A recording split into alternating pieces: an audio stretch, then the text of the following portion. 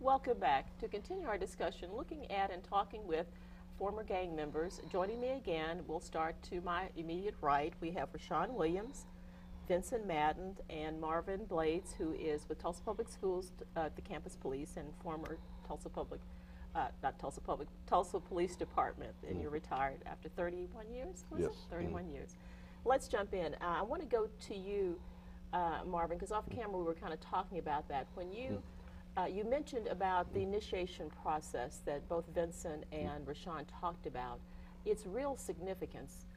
What is its real significance? It's significant because it tests loyalty. You know, if you got a, for lack of a better word, a recruit that has no heart, and he goes through what Rabini called a beat down, and he falls down and go into a fetal position, he's not going to be accepted.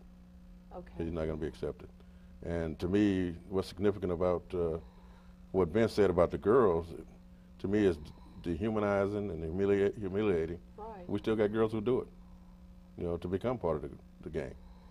Right. We even got a film that we show at some of our presentations, and one young lady was shot, and she's branded with the gang name, and during the autopsy they found out she's pregnant.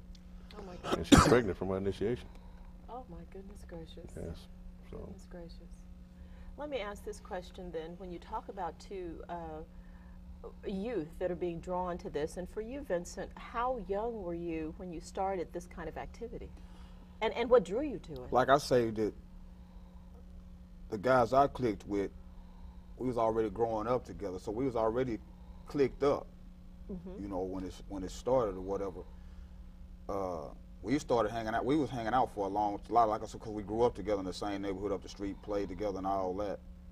But like I say, the gang thing didn't really hit. Really, when it really affected Tulsa is that when the APBs came to Oklahoma, the Hoovers also came to Oklahoma as well. You know Now, what who I'm are saying? the APBs?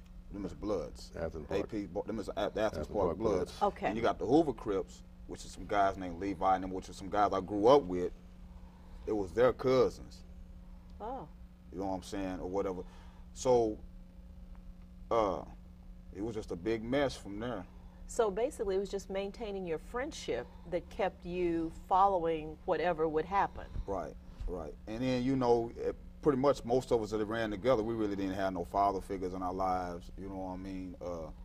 So that we felt like the love was there. You know, we all hanging out together, just kicking it every day, all day, until the wee hours of the night, till we just really get tired and go home. And then we get up the next day and do it all over again. Okay. Just hang out there again. So it was kind of that camaraderie and looking for male companionship and Right. direction, and that drew you. That. Well, how young were you then? When we went to banging and all that, I was about 16, maybe 17. But when you was that before you sort of called yourselves the Rip Boys? That's around about that time. So okay, you're around there. Now you said growing up without a father. In terms of your mom, was she able to be there all the time for you, or was she busy trying to just survive and having a job and trying to keep things going that way? So maybe she didn't have quite as much time to pay attention to the kinds of things you were doing. Basically, I was raised by my grandmother. Your grandma. You know, Okay.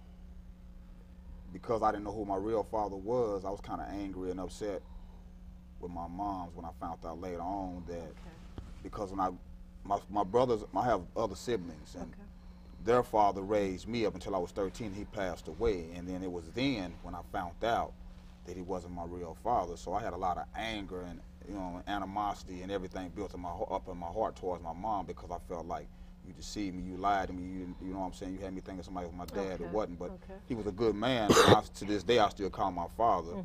You know, but so when a lot of guys is in these gangs, it's a lot going on. You know what I'm saying? It's a lot of hostility, a lot of anger built up because they mad at the world. You know what I'm saying? I mean, I was mad at the world, like, dang, why my daddy couldn't be here like my brothers and them daddy? You know what I mean? So when you start hanging out with the homies, everybody embracing you and all that, and then you look up to everybody that you with, they going through the same thing. They ain't got no daddy neither. So it's almost a common experience that draws you together. Right. You know, you share the same thing. And then anger feeds off of itself and Right. leads to these other kinds of things. Right. Okay. What about for you, Rashawn? How young were you, and what drew you to The Hoover, 100 and. No, 107. 107. I thought it was 107. Well, basically, 107. Okay. I mean, I was already getting in trouble and stuff, and then I went to county jail back in '92 and stuff, and I was on a strong arm robbery, and How young were you then? I was 14 certified. They certified me I was turning 15, and I turned 15 in juvenile, and I stayed in there 3 days, and I went to the county, and they certified me as adult. Okay. And so I was up in the county and juvenile tank, and basically all my friends was, banging and stuff, and it just kind of rubbed off on me, when I accepted a rag up in there in the county, and it just kind of went from there. And, I ended up getting out and got out, and I just started doing my thing. So actually, you're saying that you accepted the rag, which we know are the colors, Yes. while you were in jail. Mm-hmm. So is there a lot of gang activity in jail? We all presuppose there is, yes. but Oh, yeah. we think it is. We Yes. watch shows and It's things like nothing that. different. It's just like being on the streets. There's rules and regulations to it too, and when you come into the same environment. Okay, so you know. people can become affiliated, not just out in Yeah. our general community, but Yes. by going to prison, you Oh, might yes. become affiliated Oh, because you yeah. see things that are happening. Yeah, because they really clicking up in jail too. So I mean, if you got your white supremacists, you got your Muslims, you got your Crips, Bloods. Everybody got their little section. You got your little groups. Oh my goodness gracious. Well, let me ask you, Marvin, how did you come in contact with him? And so what have first brought Vincent and Rashawn to your attention? Because then you were working with Tulsa Police Department, correct? Yes, it was. Okay, how did that happen? My early contact with Rashawn is them. kind of laughing here, like, okay. Well, my early contact was, I worked deep north, and both these young men grew up out that way, and that's when made my initial contact. And then I was assigned to the gang unit, probably right around the time when they started getting involved in this, and went from foot pursuits to this to that, and then my most recent contact with him was probably a year ago with Vince. Myself and a retired DEA agent was speaking to a group of a church group, and Vince was also speaking there. Oh. And he kind of recognized me, and we kept kind of looking at each other. And from there, after the program was over, we talked. And actually, from there, we got together and said, "Hey, man, let's do this with many people we can."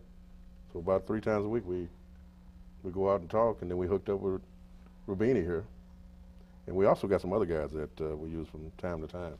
Okay, so you sort of came full circle from being in pursuit of them as gang members to when they decided not to be allies. involved anymore, now to be allies to try to help other people out. Let me ask this really quick question before we go to break. You and people have seen under Rashawn's name, a.k.a. Rawbini. Rawbini. Yeah. What does that mean? That's basically just when I was my uncle kind of gave me that pretty much. I mean, he started it, and it just kind of, because my daddy called me Rashawn, and it was kind of came with like raw, and then my uncle said I was premature, and he was always messing with it. He always clowning and stuff, talking about when he gonna get done, because I was premature when I was a baby. Okay. And he was like, when he gonna get done? It took me a long time to develop and stuff. Okay. And it just kind of, and somehow it ended up being a name. So do you get names like that with gang affiliations? Where Oh, you get end street up with names. I was going to say special names, but you call them street names are what they're called. So you do end up with street names. Yes. Okay, well, we're going to come back and talk about that too, and how do you decide what kind of street name you get, what it means, and then how do gangs tend to recruit youth, younger people? Okay, so you stay put again, and you stay put. We'll be right back.